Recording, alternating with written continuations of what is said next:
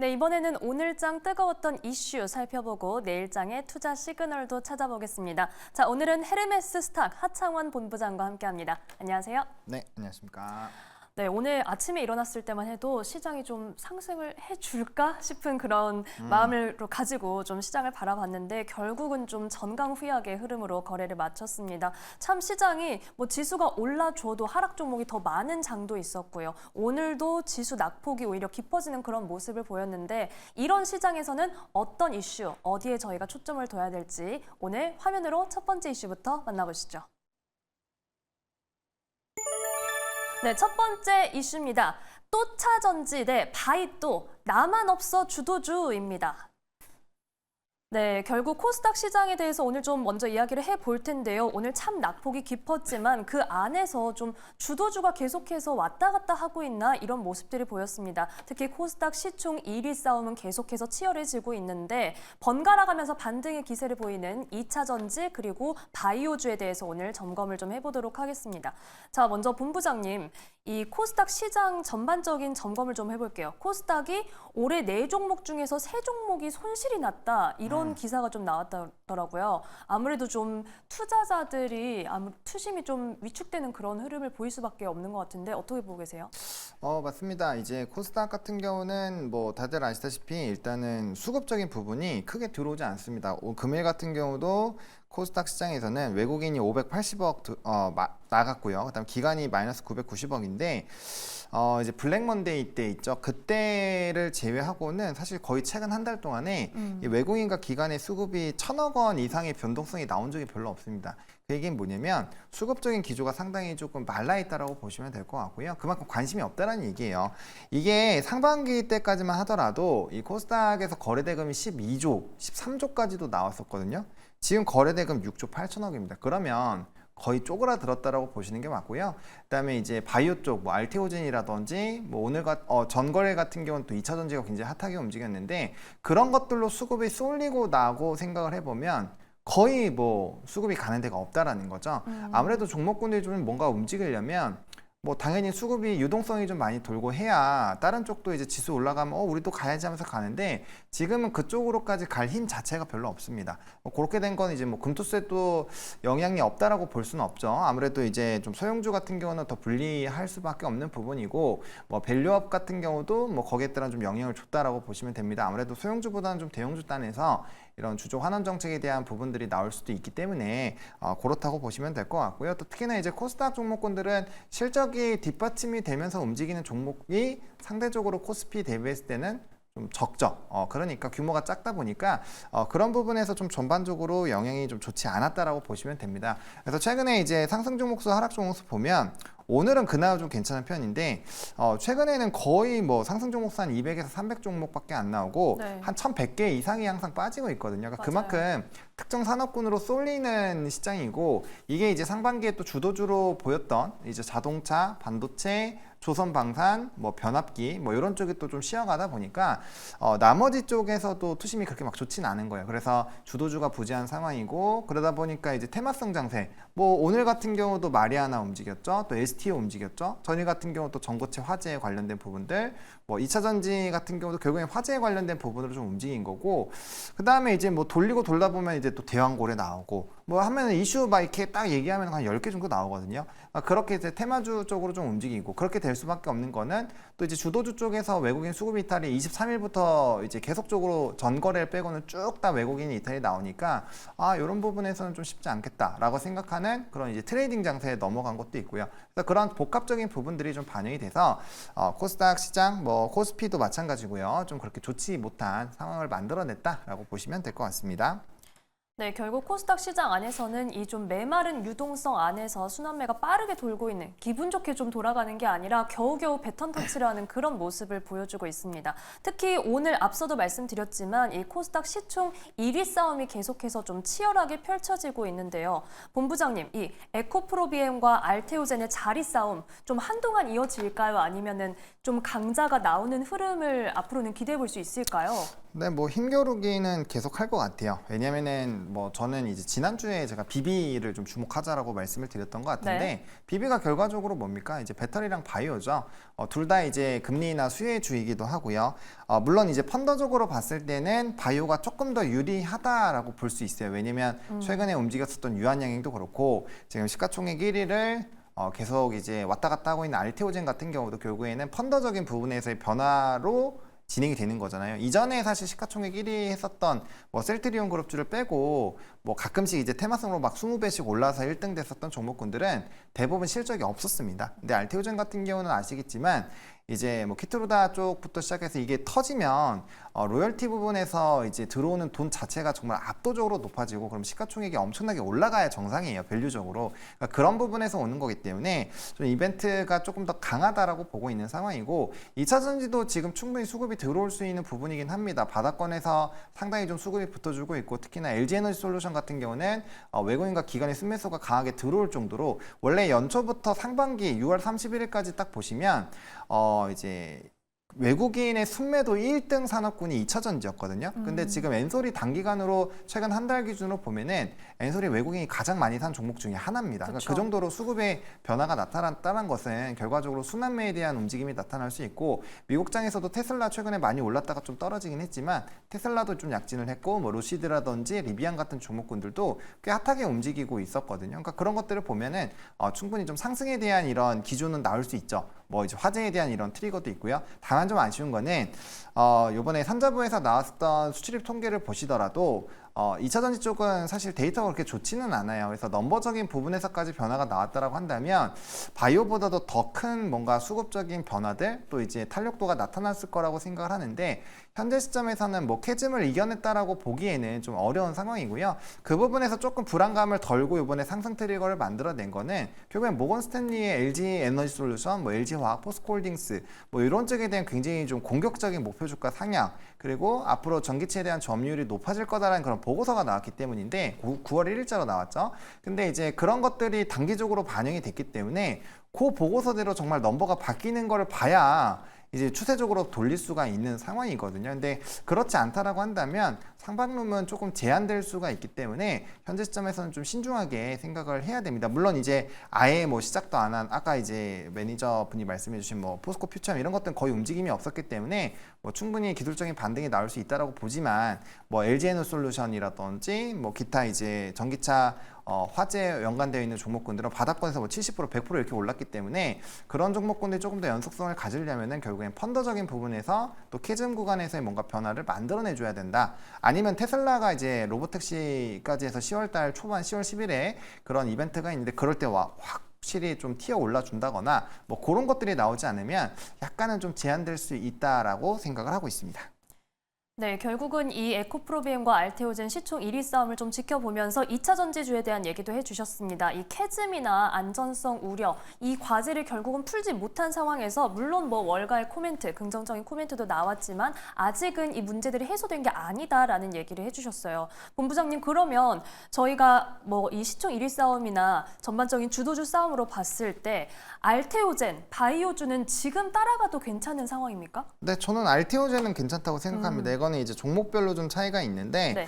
뭐 사실 이제 바이오 쪽에서도 지금 큰 굵직한 이슈가 이제 유한양행 이슈 있었고 그다음에 이제 알테오젠 있고 그다음 CDMO 쪽이 있습니다. 그리고 각각의 뭐 리가켄 바이오나 ABL 바이오나 이런 모멘텀이 있는 기업들이 있는데 좀 큰 종목군들로 하시는 게 맞아요. 그래서 뭐 CDMO 쪽이나 뭐 결국엔 알테오젠은 유한양행인데 유한양행은 이슈가 반영이 안 됐다가 반영돼서 주가가 많이 오른 상황이고 알테오젠은 많이 오르긴 했습니다만 아까 말씀드렸던 것처럼 이제 결과치 나오고 거기서 긍정적인 부분으로 바뀌면 사실 펀더가 앞자리가 바뀔 수 있을 정도의 모멘텀이 터지거든요. 그래서 그런 부분에서의 흐름들을 보셔야 되기 때문에 아마 유한양행은 이번 주 토요일부터 페어마켓가 또 시작이 되고 그 전에 이제 조금 일부분에 좀 세론이 나올 확률이 높습니다. 오늘 거래대금이 삼성전자 다음으로 많이 터졌기 때문에 그만큼 손바뀜이 많이 있었다라는 거거든요. 근데 고점 부분에서 거래량이 대량 터지면서 꼬리가 달리는 거는 사실 그렇게 좀 좋은 부분은 아닙니다. 손바뀜이 나왔다라는 거고 조금만 이제 주가 떨어지면 이제 손절 나오고 이제 상승분이 조금은 둔화된다라는 거고 기존에 갖고 있었던 사람들도 팔고 있다라는 얘기이기 때문에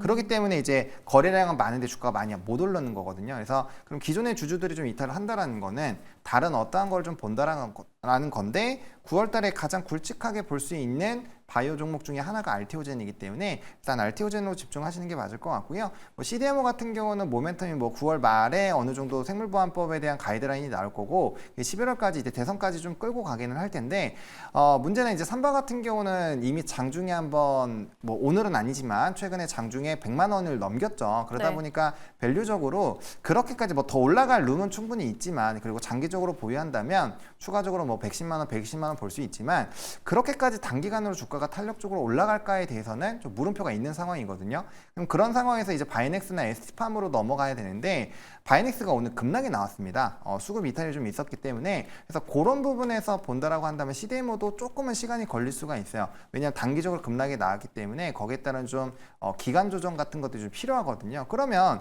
그렇게 소고소고를 하다 보면은 바이오 쪽에서 지금 갈 수 있는 데가 별로 없습니다. 그래서 아마 알테오젠 쪽으로 많이 쏠리지 않을까라고 생각을 하고 있어서 현재 시점에서 만약에 바이오를 보신다라고 한다면 많이 올라왔지만 이 스토리가 있고 펀더적으로 변화가 나올 수 있고 거기에 따른 이제 긍정적인 데이터가 나올 수 있는 것들이 몰려 있는 현재 시점에서는 알테오젠을 보시는 게 좀 리스크는 당연히 있지만 그래도 좀 합리적인 선택이지 않을까라고 생각을 하고 있습니다. 네, 사실 이 에코프로비엠 대 알테오젠의 질문도 그렇고 또 바이오주 안에서 저희가 관심 가져볼 수 있는지도 여쭤보려고 했는데 이 모든 질문에 대한 답변이 됐습니다. 사실 뭐 CDMO 쪽도 수급 이탈도 나오고 있기 때문에 한동안은 조금 시간이 걸릴 수 있다라고 말씀을 해주셨고 유한양행에 대해서도 짚어주셨습니다. 결국 지금 바이오주 중에서 관심 있게 지켜볼 수 있는 종목 알테오젠에 대해서 자세하게 말씀해 주셨네요. 자, 이렇게 첫 번째 이슈 정리해보고 두 번째 이슈로 넘어가 보겠습니다. 화면으로 함께 하시죠. 네, 두 번째 이슈입니다. 연차 5일이면 12일 휴가 가능? 심장과 여행주가 두근거린다입니다. 자, 연차 5일, 이렇게 10월 1일 국군의 날 우선 오늘 휴일로 지정하겠다라는 소식이 나왔죠. 그래서 이 연차를 5번을 사용하면은 12일을 연달아서 쉴 수 있다, 이런 이야기가 좀 나오고 있습니다. 여기에 여행주가 사실 뭐 여름에 그렇게 좋은 모습 보여주지 못했는데 다시 한번 새로운 성수기를 좀 맞이할 수 있나? 이런 기대감도 나오고 있는 것 같은데요. 우선 본부장님, 저희 여행주 최근 흐름부터 먼저 짚어주시죠. 네, 여행주 같은 경우는 사실 뭐 그렇게까지 좋은 흐름은 아닙니다. 사실 뭐 실적이나 이런 것들이 잘 나올 수 있었는데 특히나 여행주 같은 경우는 요번에 이제 뭐 TMF라고 표현을 해야 될까요? 그래서 이제 뭐 티몬이라든지 뭐 이런 쪽에서 문제가 좀 있었잖아요. 그래서 이제 뭐 문화상품권 쪽도 그렇고 뭐 해피데이도 그렇고 뭐 그런 쪽에서의 상품권들도 다 지금 막혀 있는 상황인데 그러다 보니까 아무래도 좀 좋지 못한 흐름들이 좀 나타났습니다. 그래서 주가는 실적은 사실 그런 것들을 빼놓고 보면은 실적이 상당히 잘 나왔는데 주가는 뭐 52주 신저가 수준도 좀 찍고 여전히 좀 지지부진한 상황이 나타나고 있고요. 그다음에 이제 뭐 물론 뭐 회사 좋은데 다니시는 분들은 5일 다 연차를 쓰시겠지만 제가 봤을 때 5일 연차 다 쓰면은 자리가 없어지지 않을까라는 생각을 하고 있기 때문에 쉽지 않다. 그걸 온전히 다 즐길 수 있는 사람은 그렇게 많지 않을 것 같습니다. 근데 지문, 신문을 보시더라도 최근에 이제 그런 내용들이 꽤 많아요. 여행에 대한 이런 또 성수기가 오다 보니까 뭐 면세라든지 또 거기에 따른 음식점에 대한 매출이 좀 상당히 높아지고 있다. 뭐 그런 얘기 많이 나타나고 있고요. 또 이제 신기하게 카지노 얘기들이 좀 많이 나옵니다. 뭐 롯데 관광개발이 뭐 실적이 굉장히 잘 나왔다. 네. 그리고 뭐 이제 외국에서 뭐 중국계나 미국계, 일본계에서 이제 VIP 고객들이 다시 돌아오고 있다. 뭐 이런 얘기들이 꽤 나오고 있거든요. 아무래도 이제 조금 여행을 많이 다닐 수 있는 그런 시기로 들어왔기 때문에 당연히 좀 긍정적인 부분에서의 모멘텀은 나올 수 있겠지만 2분기 실적에서 우리가 확인을 했었던 내용들이 있는데 전반적으로 뭐 항공주, 그다음에 여행주, 그다음에 뭐 면세점주 뭐 이런 것들 전부 다 뜯어서 보면은 매출단은 대부분 좋아진 게 맞거든요. 근데 영업이익이나 순이익단에서 그걸 온전히 다 받아들이지 못하는 기조들이 좀 만들어지고 있습니다. 그 얘기가 뭐냐면 전체적인 고객 수는 늘어났지만 그만큼 이제 실적이 안 나온다라는 거예요. 대표적으로 뭐 면세 같은 경우는요, 이용자 고객 수는 거의 50%가 높아졌는데 뭐 이제 매출단에서는 YOY 기준 한 13% 정도밖에 안 늘어났거든요. 그러면 고객 수가 늘어났지만 이제 매출단이 늘어나지 않았다라는 거는 그만큼 1인당 사용하는 돈 자체가 줄었다는 얘기예요. 그리고 소비 패턴이 바뀌었다라는 거고, 그런 관점에서 본다라고 한다면 이전처럼 뭔가 많이 사람들이 찾는다고 해서 기존에 강했었던 쪽이 무조건 강해진다라는 보장이 없다라는 얘기거든요. 그렇기 때문에 소비에 대한 트렌드까지도 좀 같이 보셔야 될 것 같고요. 일단은 시장에서 무엇보다 관심이 별로 없습니다. 이제 놀러 갈 때는 우리가 놀러 가는 거 생각하지, 이전처럼 뭐 이제 항공 많이 쓰니까 항공주 좀 봐볼까? 이런 생각들을 좀 잘 안 하는 것 같아요. 그렇기 때문에 그런 관점에서 본다면 좀 쉽지 않을 것 같다라는 생각이 들고요.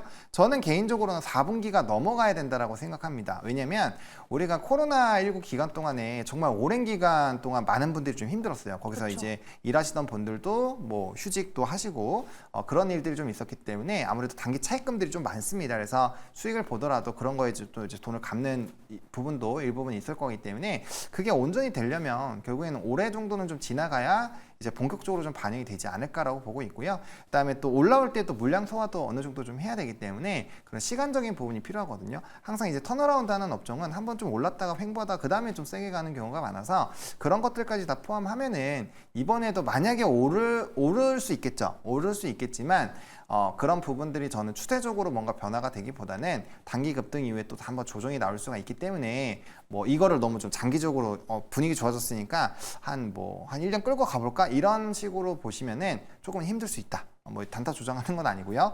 그렇게 해서 하시는 게 요즘 또 시장 장세 자체가 굉장히 좀 트레이딩 장세 또 순환매 장세니까 그렇게 보셔야 되지 않을까라는 생각입니다. 네, 지금 휴일도 많아지고 사실 날씨도 좋아지면서 이런 항공주, 여행주의 흐름을 좀 기대해 볼 수 있지 않을까 싶었는데 조금은 시간이 걸릴 거다라고 말씀을 해주셨습니다. 특히 이 실적에 반영이 되는지 이 부분을 체크를 해야 된다라고 얘기를 해주셨습니다. 자, 하지만 또 한편으로는 또 기대해 보고 싶었던 포인트는요. 좀 이 항공 여행주에 유리한 환경이 조성되고 있지 않나라는 생각을 했거든요. 뭐 유가도 그렇고 달러도 현재 약한 모습을 보이고 있는데 여기서부터 조금이라도 좀 수혜를 받을 수는 없을까요? 그렇죠. 뭐 항공주들은 그런 거에서 이제 수혜를 받을 수 있죠. 근데 주가의 추이를 보시면 뭐 최근에 바닥권에서 좀 올라오긴 했지만 이게 연속성을 못 갖고 있거든요. 말씀 주신 것처럼 이제 유가 제가 이제 오기 전에 확인해 보니까 실시간 유가로 보면은 한 72불 선에서 좀 움직이고 있습니다. 최근에 뭐 80불까지도 올라갔었고 또 지정학적 리스크 있을 때 85불까지 올라갔기 때문에 이 유가가 이제 1불당 떨어질 때마다 뭐 대한항공 기준으로는 상당히 좀 수익성이 많이 좋아지거든요. 네. 그래서 나머지 부분도 좀 비슷하다라고 보시면 될 것 같고 아무래도 이제 비용 자체가 줄어드는 거니까 당연히 좀 긍정적이죠. 그리고 결제 대금도 이제 달러로 지급을 하기 때문에 원화가 강세의 흐름들이 나타나면은 당연히 거기에서도 플러스 알파 수혜를 받습니다. 근데 중요한 게 뭐냐면 그 부분도 당연히 중요하지만 제일 중요한 건 얼마나 많이 더 이용을 하고 소득이 더 늘어나는 그런 부분에서 변화가 나와야 된다라는 거죠.